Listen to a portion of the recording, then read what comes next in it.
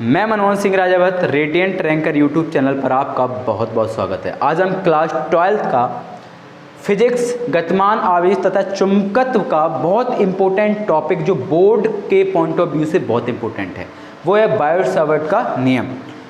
Board में बहुत बार पूछ चुका है, इसलिए आज हम इसके डेरिवेशन को देख लेते हैं। तो बायोट-सावर्ट जी ने हमसे बोला कि अगर कोई चालक है और इसमें अगर विद्युत धारा बह रही है तो इसके कारण अगर हम कुछ दूरी पर चुंबकीय क्षेत्र की तीव्रता ज्ञात करें तो उसके लिए इन्होंने हमें एक फॉर्मूला बताया, ठीक है, उसको आज हम देखने वाले हैं। मान लेते हैं एक चालक है जिसमें धारा I बह रही है और अगर इस पूरे की लंबाई L होती है और हमने इसके छोटे से हिस्से को देखा तो इसकी दूरी कितनी हो जाएगी, बोलो dl हो जाएगी। अगर पूरे की L है तो छोटे से बाकी dl हो जाएगी और इसी को हम बोलते हैं अल्पांश। क्या बोलते हैं, बोलो अल्पांश, ठीक है। तो इस अल्पांश के कारण हमने बोला इससे r दूरी पर कोई बिंदु P है और यहाँ हमें चुंबकीय क्षेत्र की तीव्रता ज्ञात करनी है।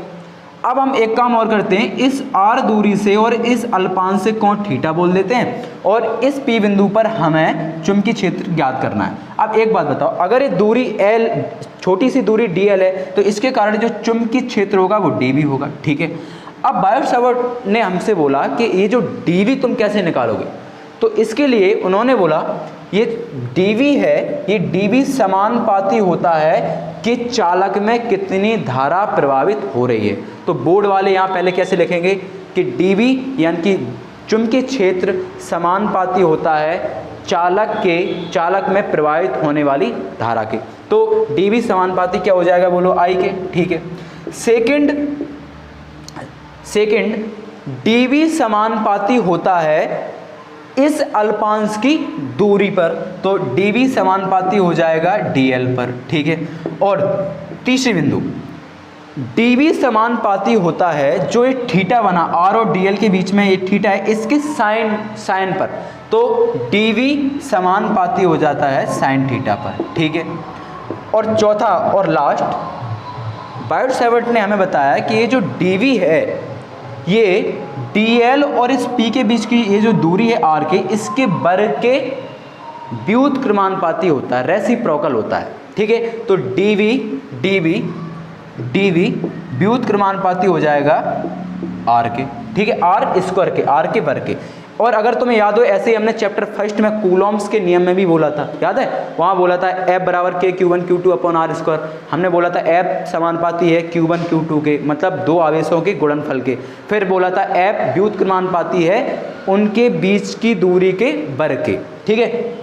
सुनो, अगर हम समीकरण इन सब से अगर हम एक बात देखें तो क्या dv, हम बोलेंगे समीकरण 1, 2, 3 और 4 से, तो क्या dv देखना एक और, क्या dv समानुपाती हो जाएगा I dl sine theta upon r square के, बिल्कुल सही है।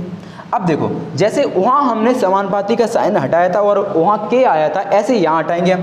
तो देखो dv बराबर कितना हो जाएगा, k I dl sine theta upon r square. k क्या है, k यहाँ समानुपाती नितांक है, ठीक है।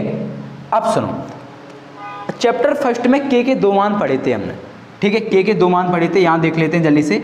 k बराबर एक तो हमने पढ़ा था 1/4 पाई एप्सिलॉन नॉट और k बराबर 9 गुणा 10⁹, ठीक है, ये पढ़े थे। अब यहाँ k और यहाँ k में थोड़ा सा अंतर है, ये हम बात कर रहे थे विद्युत क्षेत्र की, यहाँ बात करेंगे चुंबकीय क्षेत्र की। सुनो, तो यहाँ जो एक k है इसके दो मान होते हैं, यहाँ एक तो होता है μ0/4 पाई और यहाँ एक होता है 10⁻⁷, तो ये दो मान होते हैं। अच्छा, यहाँ अगर तुम्हें याद हो हमने बोला था E0 क्या है, विद्युतशीलता, ठीक है। और यहाँ जो U0 है ये क्या है, चुंबकनशीलता,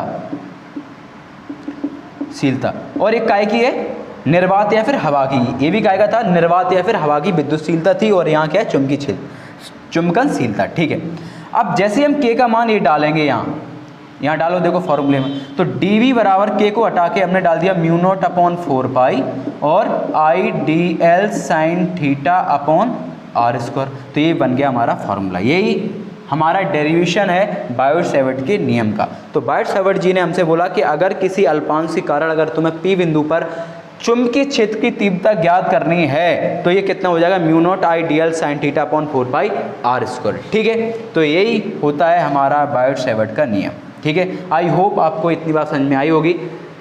सबसे इम्पोर्टेंट, अगर तुम बोर्ड में अगर इस आंसर को लिखोगे तो कैसे लिखोगे, तुम्हें भाषा चाहिए और भाषा बनाना बहुत आसान है। ठीक है, जो जो चीज़ें हमने करी हैं उन सबको आगे लिखते जाओ। माना एक चालक तार है, ठीक है, जिसमें आई धारा प्रभावित हो रही है।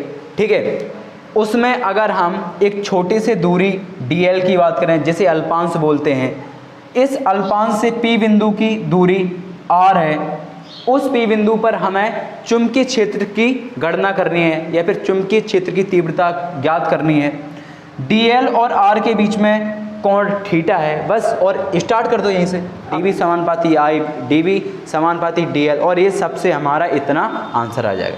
तो सिर्फ समझते जाओ, करना कैसे है, लैंग्वेज बहुत ज़्यादा टफ काम नहीं है, बन जाएगी, बस पहले समझ लो। आई होप आपको इतनी बात समझ में आ गई होगी। So thank you very much, love you all.